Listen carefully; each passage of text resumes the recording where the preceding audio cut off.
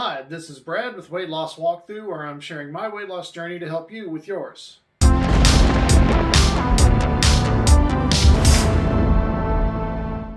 And this video, I wanted to talk to you about the first thing that really helped me as far as getting my journey started and going in the right direction, and that's taking responsibility. And I mean taking responsibility for the bad in the past, but also for the good going forward. If you go back and watch my first couple videos for the first couple of weeks, the results were not good. I was not eating right, I was not working out right, and so obviously I was not getting the results. It wasn't until the third week where I really took responsibility for getting things going and doing the work, doing the diet right, and making sure that I'm doing all the things necessary to get the results I want. That's when things really started to change, and that's when I got the momentum going to where I'm 4 months into the journey now. I'm almost down 60 pounds, and the results are just coming pretty much week after week after week. One big thing I do want to point out, though, is taking responsibility does not mean assigning blame. You don't want to blame external sources because that kind of defeats the point of taking responsibility. The point is the fact that you own what happens to you. The bad, I was the one who put all the cheeseburgers, all the fries, all the Cokes, all the beer, all the pizza down my throat. It wasn't anybody else. It was me. And by taking responsibility of that, I'm able to take responsibility to make the changes going forward that I've made to go from the start of the year over 400 pounds, the start of this channel over 390, to now being down into the mid 330s and dropping fast. And blame, especially if you're blaming yourself, does nothing good. It will undermine your confidence. It will put you in a bad mood, and it will just sabotage your results going forward. So there is a definite difference between taking responsibility for what happened, owning the fact that you did those things, but once you do that, you need to let it go, because lingering and blaming yourself for all of the things that put you in the position, if you're like me, where you're at, is not going to help you solve the problem. The reason that taking responsibility is important is because we are the results of our actions. The only way that we can change who we are is by changing what we do. And if you're like me and you've been big and you're tired of being big, the only way that that's going to change is if you get up and do something about it. And that means owning your life. You have to decide that you want to make the change to better yourself. And the only way that change is going to happen is if you take responsibility to get up and make it happen. Now, you don't need to make big sweeping changes all at once. When I started, I couldn't.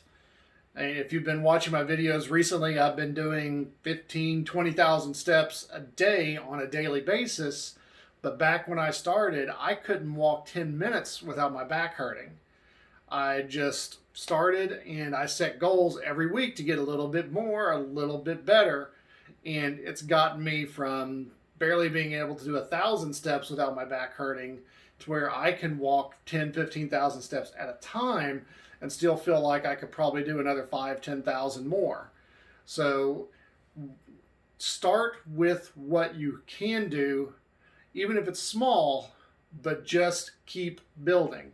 If all you can do is walk 1,000 steps this week, then do 1,000 steps. And next week, try for 1,500, try for 2,000. And then every week, just keep building up and keep adding to it until you get to the point that you want to be at. You're not going to be able to make all the changes all at once. It's about starting the process, because once the process does start and you do start to see results, then the changes become easier to make, because you're going to get excited for excited for the changes that you're seeing in your weight, the changes that you feel and how you feel, how your clothes fit, and you're going to keep on making the changes going forward to keep that momentum going. And when you're going through this process, it's also inevitable that eventually you're going to make some mistakes. That's just part of life. We're all human. We all screw up. When you make a mistake, reflect on it, look at it and see, was there something that was there that I could have done better? Was there something in my control that I can do a better job of? If there's something that's within your control that you can make a change to do a better job of, work on making that change so that way in the future you don't keep making that mistake.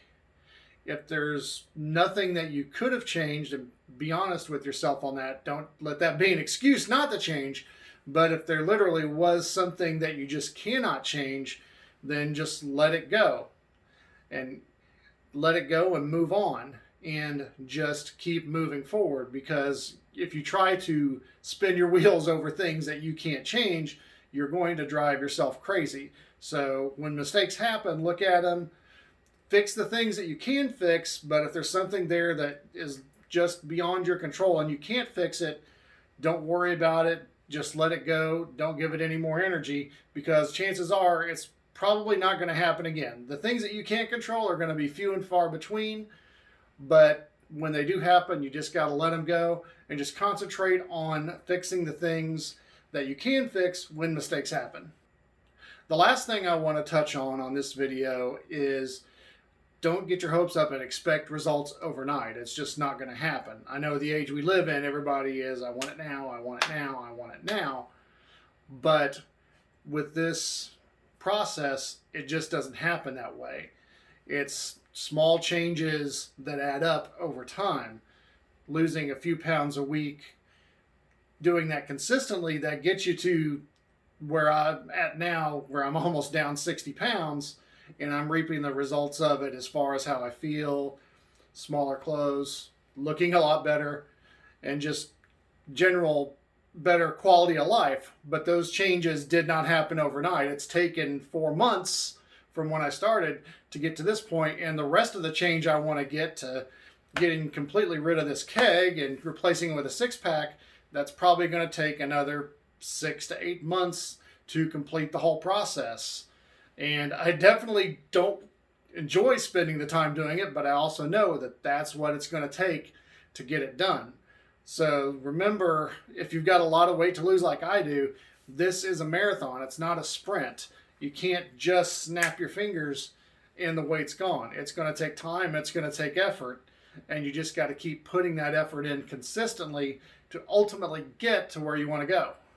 Well, that's it for now. Don't forget to help the channel out by giving the video a like, and then subscribe and hit the bell icon to make sure you don't miss any future videos. And I will see you all this weekend for the results of week 19. Thanks for tuning in.